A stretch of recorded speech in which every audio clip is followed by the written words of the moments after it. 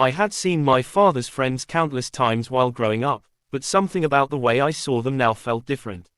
Maybe it was because I had returned home after years of trying to build a life on my own, or maybe it was because adulthood gives you new eyes to notice things you never paid attention to before. Rayhan and Samad had been close to my father for decades, yet it felt as though I was only now really discovering who they were. Rayhan carried a quiet sort of confidence. He wasn't loud or dominating, but his presence filled a room in a calm, controlled way. He had the kind of gaze that made you feel like he actually listened to every word, every hesitation, every emotion. Samad, on the other hand, was warm and expressive. He had a way of talking that made you comfortable almost instantly, as if he could sense exactly when to joke, when to stay silent, and when to simply offer understanding without asking anything in return. The more time I spent at home, the more often they came by. Sometimes for tea, sometimes for dinner, and sometimes just because they happened to be nearby. At first, I thought nothing of it. They were my father's closest friends, they had every reason to visit. But gradually, their attention began shifting, subtly, softly, toward me. It wasn't inappropriate. It wasn't even clearly noticeable. It was something quiet, something understood without being spoken. Rayhan would ask questions about my life that no one else bothered to ask, what I truly wanted to do, what fears held me back, what dreams I had abandoned. Samad would tease me lightly, calling me too serious for my age, then suddenly shift into thoughtful silence when he thought I looked troubled. They both seemed to see parts of me that even my own father never recognized. One evening, during a small family gathering, the electricity went out. The house fell into that familiar half-darkness we had all grown accustomed to, and candles were lit around the living room. The warm glow softened everyone's expressions, and conversations shifted into more personal territory. I was seated on the sofa between Rayhan and Samad, trying to ignore how aware I had become of their presence. Rayhan leaned closer as he spoke, his voice low, carrying a tone that felt almost intimate even though his words were harmless. Samad laughed softly at something I said, his hand brushing mine for just a second, long enough to feel intentional, short enough to deny it if questioned. I told myself it meant nothing. But the way both their eyes lingered on me in the candlelight told me that something had changed, even if none of us acknowledged it. When the gathering ended and people began leaving, my father stepped out to escort a relative to their car. For a moment, I was alone in the hallway with both men. They exchanged a quick glance, one of those silent conversations only close friends can have, before Rayhan gently touched my arm. "Are you free tomorrow evening?" he asked, his voice softer than usual. I hesitated. "I think so, why?" Before I could add anything, Samad stepped forward, his tone carrying a seriousness I had never heard from him before. "We want to talk to you. Properly. Not here, not with all the noise." He paused as if choosing his words carefully. "Come spend the evening with us. Stay the night if you can. It's important." Important. The word hit me harder than it should have. I didn't know what they meant or what they wanted, but something inside me felt pulled toward them, toward the curiosity, the emotional closeness, the attention I didn't know I was craving until they gave it. I nodded slowly, still unsure. "Where?" Rayhan told me the name of a quiet guesthouse they sometimes used for work trips. Nothing fancy, nothing suspicious, at least not on the surface. But the way he said it, the way Samad watched me, made my heartbeat shift into a rhythm I didn't recognize. My father returned, and the conversation ended abruptly. Rayhan and Samad smiled politely, said the goodbyes, and left as though nothing unusual had happened. But the moment the door closed behind them, I felt a heaviness settle in my chest, a mix of guilt, anticipation, and something dangerously close to longing. That night, I kept replaying their words in my head. Their eyes, their tone, the unspoken tension. I knew agreeing to meet them was crossing some invisible line, yet something inside me already knew, I would go. And whatever happened next, there would be no going back. The next evening arrived faster than I expected, though I had spent most of the day trying to convince myself not to go. Every logical part of me understood how wrong it was, how complicated, how risky, how easily it could destroy relationships that had existed long before I was even born. These were my father's closest friends. Men he trusted, men I had known since childhood. And yet, beneath all that, something deeper was pulling me forward. A feeling I couldn't name, a curiosity I couldn't fight. As I reached the guest house, my chest tightened.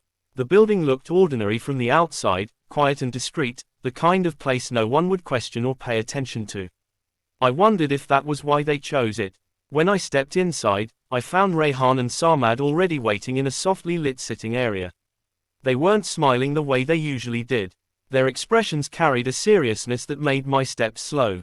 Rayhan stood first. "I'm glad you came," he said, though his voice sounded like he had rehearsed the line 100 times. Sarmad followed with a gentle nod, but even his warm nature seemed muted tonight, almost uncertain.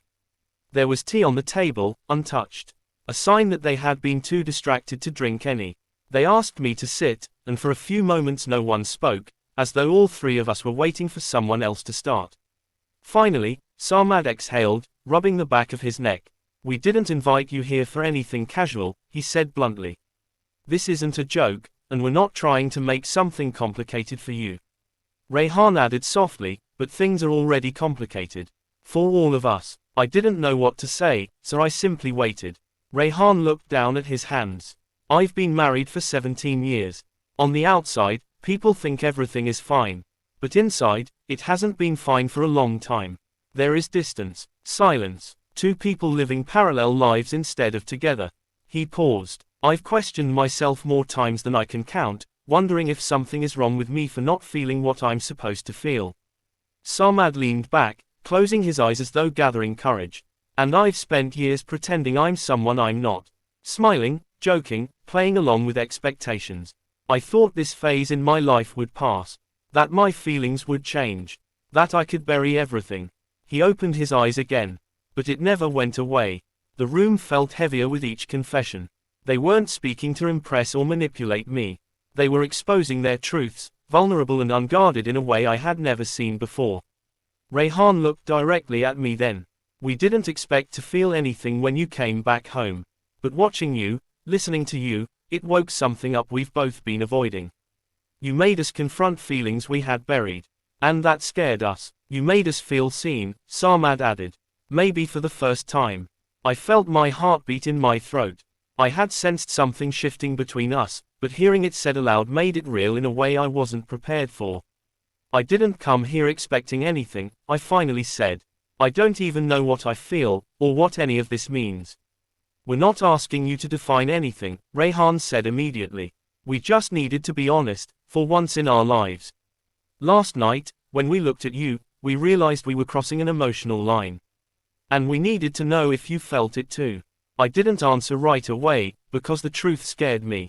I had felt it, the attention, the connection, the softness in their voices, the unspoken warmth between us. It wasn't physical attraction alone, it was deeper. It was the emotional comfort I had been missing for years. And knowing they felt the same only made everything more confusing. We talked for hours, not about forbidden things, but about life, fears, regrets, hopes, the loneliness that clung to all three of us in different ways. The conversation moved between laughter and silence, between honesty and hesitation. At some point, the tea went cold, but none of us cared. Midway through the night, Sarmad said quietly, "This isn't lust. It's not something fleeting. It's connection. It's the way you walk into a room and everything shifts. It's the way you listen when no one else does." Rayhan nodded. "And it's the way we feel safe with you, even when we shouldn't." I didn't know what answer they expected. I didn't know what I wanted myself. But I did know one thing, that night had changed something in all of us. A line had been crossed, and none of us could pretend otherwise. We weren't just three people talking anymore. We were three hearts hovering dangerously close to something none of us were ready to name. When silence finally settled over the room, Rayhan asked the question they had been avoiding all night. "What do you want, honestly?" I looked at both of them, feeling the weight of the moment. My answer would reshape everything, not just for me, but for them too. And for the first time, I understood just how fragile the situation truly was. Their question hung in the air, heavier than anything said before. What did I want? I wished the answer was simple. I wished I could speak without feeling like every possible choice would break something, someone. I looked at them, these two men who had carried so much loneliness behind carefully built lives. Men who had known me since I was young, yet were seeing me now as if for the first time. And in their eyes, I saw fear, hope, guilt, all tangled together. "I don't know what I want," I finally said. But I know I can't pretend tonight didn't happen. Rayhan lowered his head, his expression tight with emotion. We didn't bring you here to force anything. But we couldn't keep lying to ourselves either. His voice trembled in a way I had never heard from him before. I've lived years in silence. Years of feeling nothing. Tonight, I felt something for the first time in a long time. Sarmad stood and walked toward the window, his back to us. I always thought I'd stay hidden forever, he said quietly. But when you came home, I started questioning everything. I started imagining a different life, one where I didn't have to pretend. I felt the weight of their words settle into my chest like a stone. This wasn't temptation. It wasn't games or danger or excitement. It was vulnerability. Their confessions weren't about desire, they were about survival. And I had become part of that story without meaning to. I care about both of you, I admitted. More than I should. More than I expected. But this, all of this, it's complicated.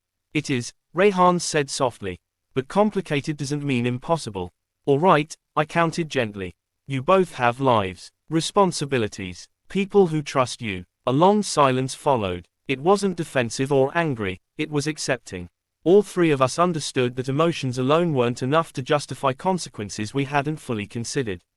Sarmad turned back to face us, his expression suddenly more honest than ever. Do you think we haven't thought about that? Do you think we don't know the damage this could cause? He shook his head. But lying is its own kind of damage. I've spent years lying, to everyone, including myself. I stood slowly, feeling the room close in around me. If something were to happen here, if we let this continue, it wouldn't be a small mistake. It would be something that affects families, friendships, and my father. That name brought an ache into the room, one none of us wanted to touch. Rayhan pressed his fingers to his forehead. Your father would never forgive us, he admitted. And he shouldn't. But we're not here because we want to betray him. We're here because we needed to face what's inside us. And what about me? I asked quietly. Where do I fit in this? Am I supposed to choose between you?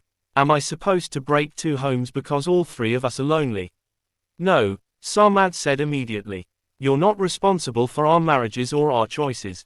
His voice softened. You're responsible only for your heart. And if your heart says walk away, we'll accept it. His words struck me with unexpected clarity. For the first time since the night began, I felt like I could breathe. I looked at both of them, men who had been pillars of my father's life, yet stood before me now as fragile as open wounds. I think, I said slowly, that we all need to step back before any of us makes a choice we can't undo. Rayhan nodded, though his eyes carried disappointment he tried to hide.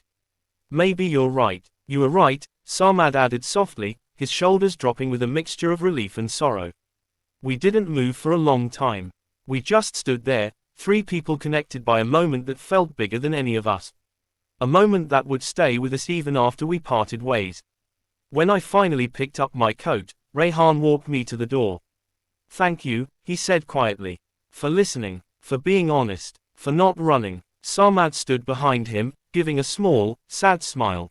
You made us confront truths we would have carried forever.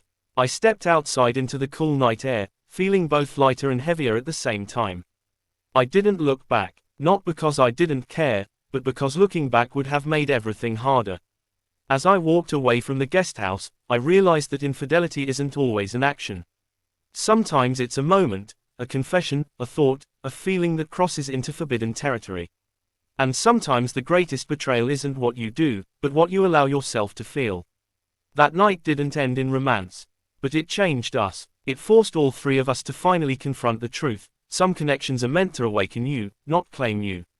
Some nights exist so you can understand the parts of yourself you've been avoiding. And some people enter your life not to stay, but to show you the path you needed to walk alone.